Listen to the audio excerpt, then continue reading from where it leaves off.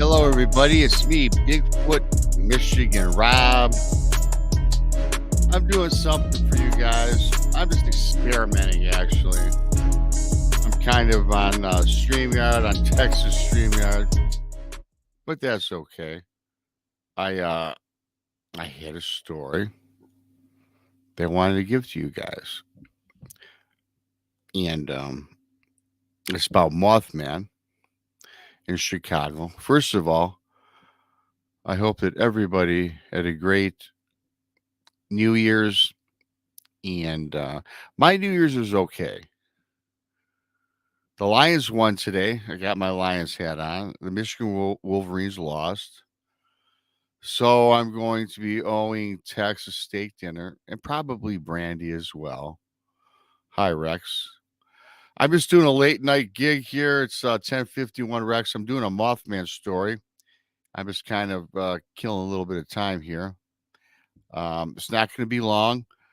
I got this cool story that I had gotten sent to me, and I just wanted to do it. I normally just do videos and on stories, so I just figured that what the hell, I'll give you guys a Mothman story. It's not a live chat where it's not an hour show. It's just me doing a quick story for everybody. Hi, Lily Pond, how you doing? Hi, Gary, how you doing? Really not expecting anybody in the chat. And it's only gonna be about 10 minutes long, this story, so I guess I'm gonna waste a little bit of time here. So I hope you all had a good time over the holidays. Again, mine was good. The Lions won, Michigan lost, and I'm starting the new year experimenting with this. How did the game, Larry Meisner? Yeah, well, you know what? The Lions won, Larry. The Lions won. The Wolverines lost. So yeah, this is kind of the way it went. So I was ticked off on Saturday, but I was happy on Sunday. But now Detroit has got to have Seattle Seahawks lose next week, and we got to beat Green Bay. And again, I didn't expect a lot of people. I just didn't want to do a video on this story because I put out a video on Friday and on Saturday. So I wanted to do this one today, but I thought I'd try and do it live. And so, yes, thank you, Katie. Go Lions. Absolutely. Happy New Year to you. Gary Sr., Happy New Year. Jamie, Happy New Year. Lily, Glenn. Again, everybody. I don't want to sound redundant. I know this is live and the video is going to come back and people are going to be like, what the hell is this guy doing? I thought he's supposed to be telling a story. Now he's BSing with who? Who's he BSing with? Well, I'm BSing with the people in chat right now. So what I'm going to do, again, didn't expect to have a chat room full of people. I'm going to start this story. This story is about, it's a Mothman encounter. Yesterday, I put out a really cool Bigfoot video encounter story from a subscriber. And on Friday, Gemini Moon, I put hers out. So I'm deciding to do this one live to break up the monotony. So I'm just going to get on with it. 12 people in chat. Thanks, everybody. This takes place at the DuSable Bridge, downtown Chicago. Rob, have you ever heard of Mothman? This is a strange case when traveling underneath the DuSable Bridge. And I do have to make mention of the approximate dimensions. It's 16 foot high by 92 feet wide. I was traveling with my girlfriend, Sammy. And my name for this, call me Ted. I made up the names for anonymity. This was during the 4th of July holiday in 2001. The planned festivities were abundant for the entire day leading into the night.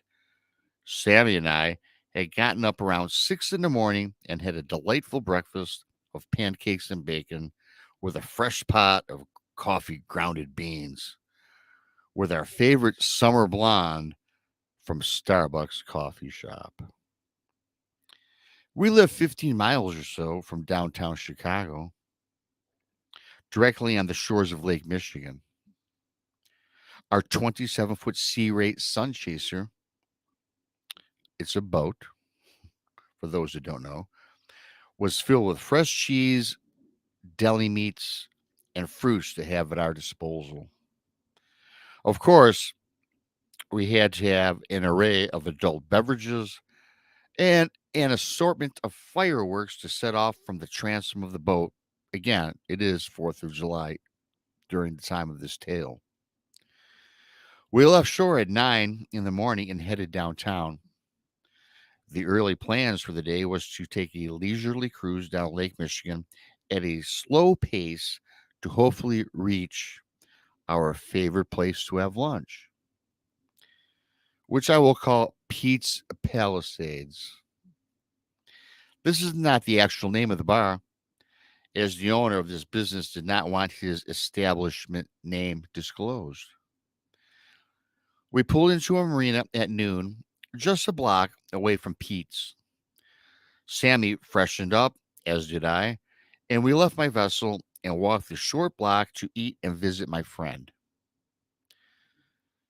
We spent a good hour and a half or so planning the day's events. Hi, Pam Smith. Hi, Janelle.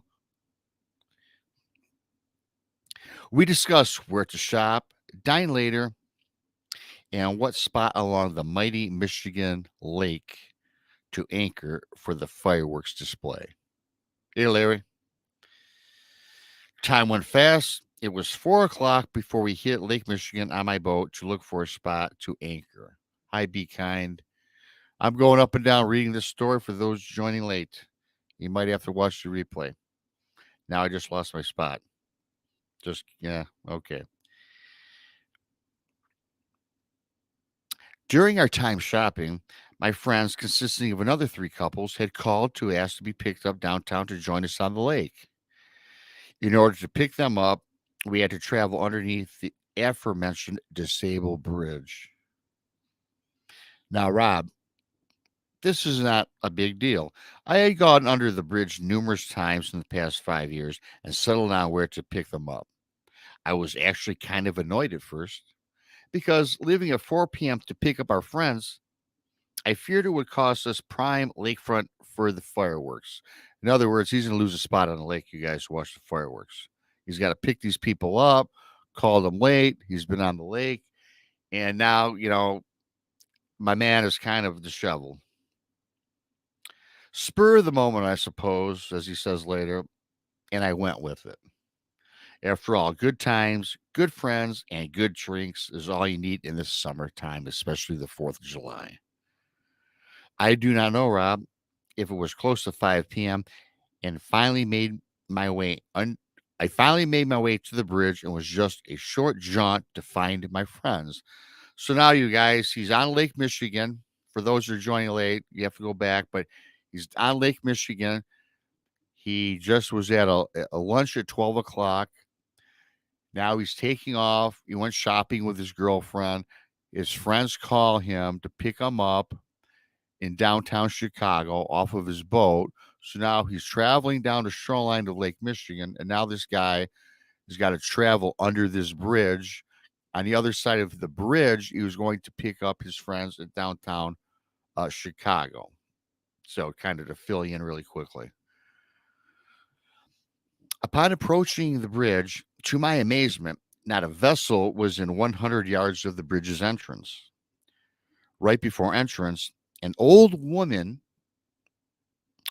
on the bridge above had pulled out a crucifix, pointed it at me, seemed to motion for me not to go under the bridge. I was kind of taken aback, yet I proceeded. I put my motors into a slow crawl and proceeded to enter under the bridge. Sammy, out of character for her, told me to stop and turn around. I asked, "Did the old woman creep you out?" She said no, but had a bad feeling. I laughed and entered and proceeded to go under the bridge.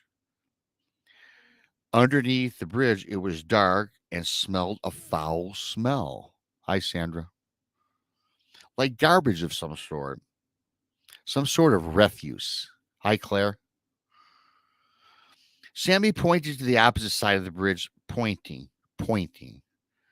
When I look into her pointed direction, hanging literally at the other end was a huge humanoid figure that seemed to expand its wings across the breadth of the bridge with wide, red, glowing eyes. But the eyes came not from the head, which in fact, the head was no bigger than a softball, which you would play like at a softball field diamond, but between its shoulders. So these eyes, it's got a softball sized head, but these red glowing eyes are not on the head. It's like between its shoulders. Rob, I made mention earlier that the width of the bridge was 92 feet. This wingspan, if not 40 feet, was nothing at all. So we're looking at something at the other end of the bridge. Again, they're motoring down underneath this dark bridge. It smells, it stinks, it's foul. Some old lady on the top of the bridge flashes the crucifix and motions him not to go under. Now at the other side, 90-foot wide bridge is a wingspan of some sort of humanoid. Wings are 45 feet in length, red eyes, but not really eyes. They're like on between its shoulders with a little small head on a big winged body. I now have traveled at least midway under the bridge, and when I sped back around to retreat. So now he sees this object, this creature at the end of the bridge. Now, this guy, he's turning his boat around to get the hell out of there. Once I fully turned around, I headed out. I glanced over my back shoulder to look at the creature. So now he turns around, he looks over the creature for the creature, but it's gone. So now the creature's gone, everybody. I had a brief moment of relief being that the creature was gone, but it only lasted an instant. The same creature was now at the opposite end. So he sees the creature at the end. When he first travels in, he sees this thing at the end of the bridge. He turns around to get the hell out of there. As he turns around, he looks in back of him. He's relieved. The thing's gone. He's going to daylight at the other end of the bridge. But now all of a sudden, the creature appears at the opposite end now. Now he's thinking, hey, Rob, this thing is not going to let me get out from underneath the bridge. Now he's confused. Now he turns back again for the second time. There it is again at the other side. Sure enough, this thing, once again, is at the opposite end with his wings spread wide, his glowing red eyes staring right back at him. At this point, Sammy is screaming and she's crying. I am in a panic, and I fully realize that although the speed limit is less than 5 miles per hour under the bridge, I said, fuck it, and opened up the throttle and sped directly at this creature. So now this guy's had enough. He's speeding. He opens up the throttle, and trust me, I know under bridges, man, on a boat, no. You do 5 miles. This guy opens it up and he's gunning his boat at this creature.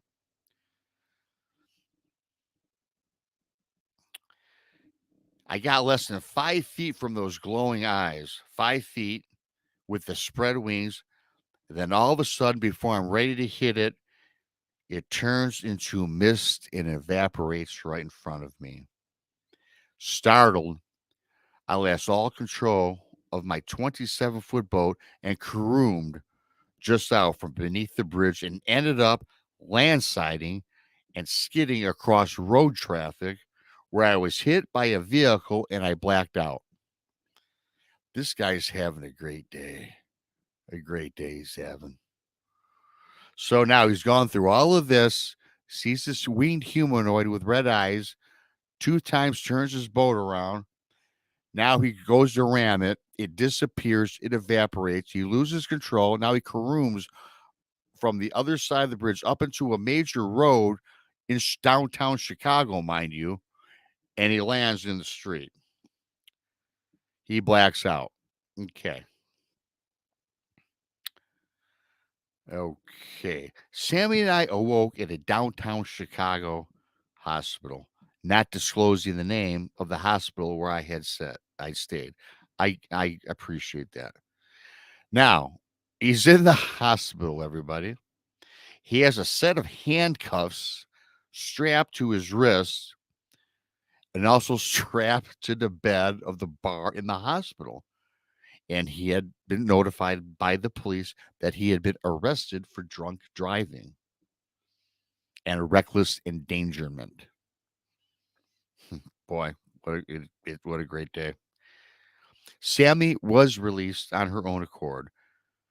He goes on to say that she bailed him out of jail where he was later sent. So this poor guy goes through all this. He's arrested, drunk driving.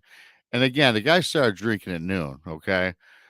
Um, how much he didn't say how much he consumed, but even if, hey, if you're zero point zero 0.08 or whatever and you're on a boat, man, ain't good. It started at 12. This incident happens after 5 o'clock when he's, the guy crooms out into traffic doing like 50 miles an hour on a 5 mile per hour zone. So now he does go on to say here, I don't want to get into the legalities of this story. Boy, Rob, I have done research on monsters, flying cryptids, dinosaurs, and you name it.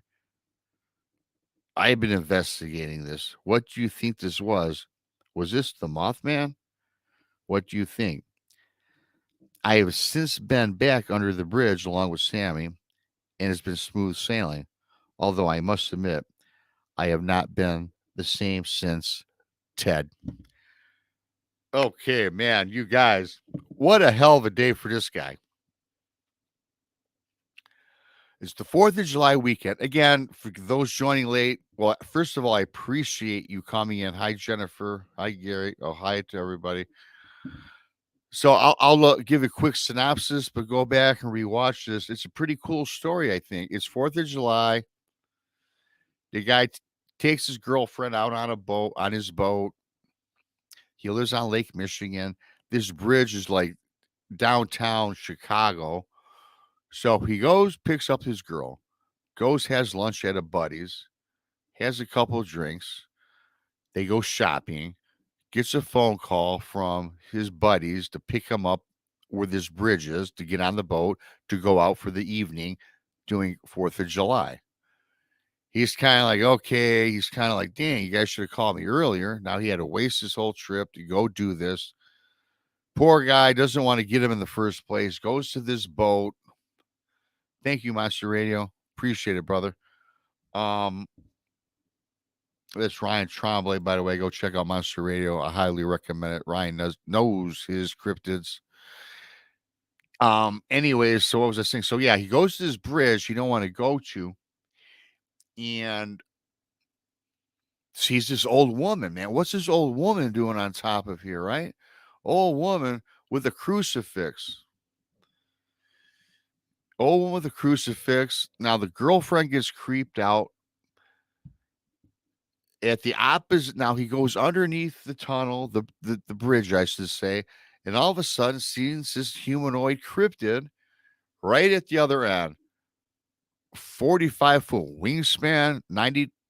As I mentioned in the story earlier, the bridge is 92 feet wide, 16 feet tall.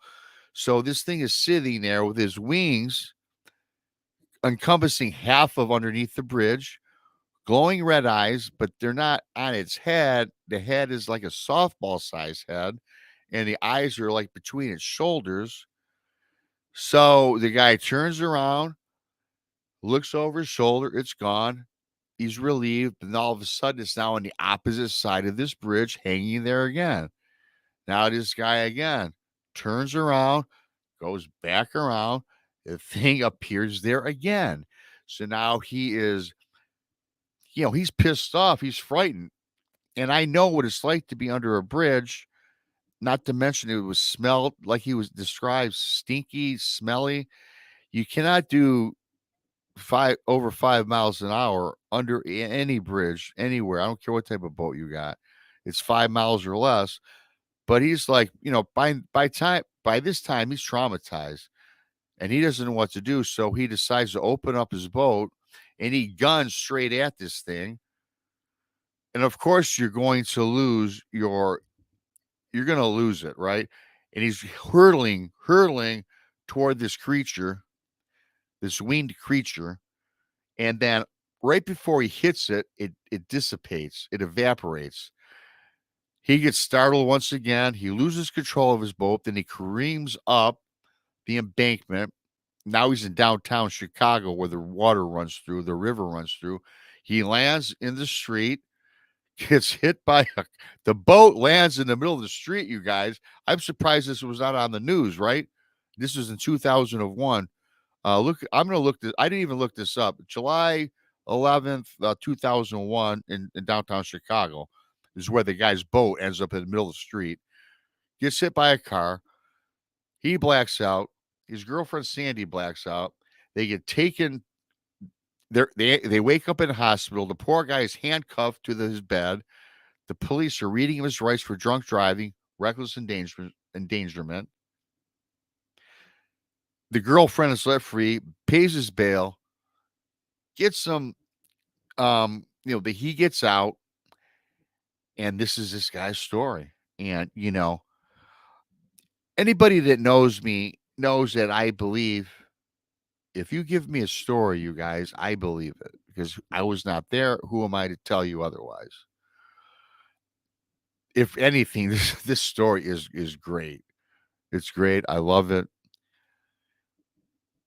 It's up for you to decide. Obviously, I'm going to look up, and I suggest maybe if you guys are interested to look it up.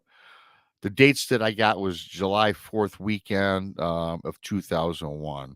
There's got to be something about a boat in the middle of the street, but hey, who am I to vet this guy? It's a great story, regardless. And yeah, Rex is saying it's a hell of a motor on that boat. He did say a dual engine. What it was, I don't know. But I think if he opens that up, Rex, and he's going 30, 40 miles an hour, those canals are narrow, and you hit that hill, you fly up into the road. It's been done before, not by me, but I've seen it done. Only on TV, of course. So hey, hi Sharon, hi Midwest Night Watchers. So anyone, hey Monster Radio Round Traveling, thank you for the super chat. I did not expect to be on here long. I did want to tell this story because, like I said, I put out a story on Saturday, a story on Friday, and I didn't want to do another video. So I said, screw it. I'm going to go live tonight, see what type of response I got. I appreciate each and every single one of you for coming on because I got 25 people in chat. That's pretty cool. I appreciate you guys. I've been doing this, going on 23 minutes. Happy New Year. Subscribe to Bigfoot Michigan Rob on YouTube. Well, I know you all have. Otherwise, you wouldn't be here. But share me out. Share out Texas Front Porch. The rest of us. Subscribe to Monster Radio as well. Thanks for that. Lily, Sharon, Midwest Night Watchers. Be Kind, Sandra Piper, Rex, Lily, Pam Smith, Mopar, Bill. Hey, Mopar. Glenn, and all the rest of you fabulous people. I wish you the best for the new year. And we got some great stuff coming on my channel, Texas channel. Looking forward to seeing you guys. Hi, Chiro. Again, for those coming late, I'm going to cut it. Go watch the replay. It's pretty sweet. You guys are sweet. With that being said, I could talk forever, but BMR is out. Have a merry, well, not a Merry Christmas, but it's fantastic 2023. As I'm going to find something to put up here for you guys. Do. Well, I guess, hang on. I know I'm looking dumb right now. I'm going to roll with this.